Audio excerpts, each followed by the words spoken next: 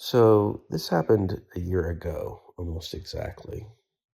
I remember it very distinctly. It was about 2 o'clock in the afternoon, and I was outside the Jewel-Osco with my headphones on, listening to Maggie Rogers, which I was forwarding to this woman I was beginning to date.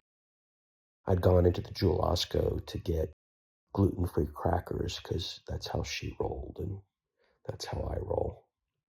And just at that moment, I have this revelation about the play that I ended up producing the next year. The whole thing came to me just like in a flash, and I really felt like, wow, I had passed a hurdle in my healing of the last year, and I was really back, and I was very happy, and it was just a really great feeling.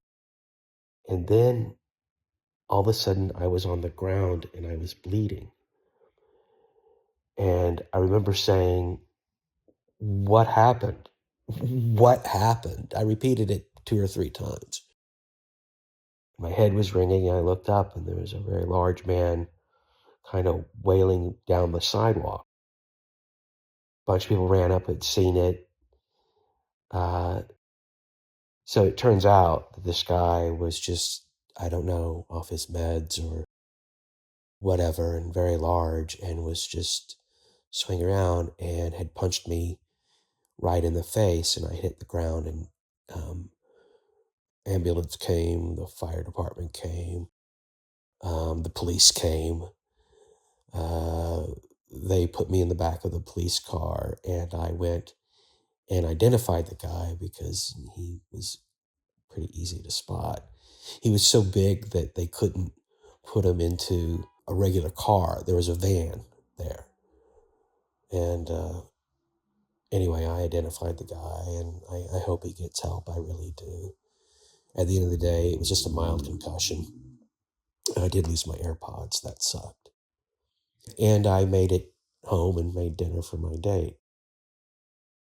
But the thing that struck me, see what I did there?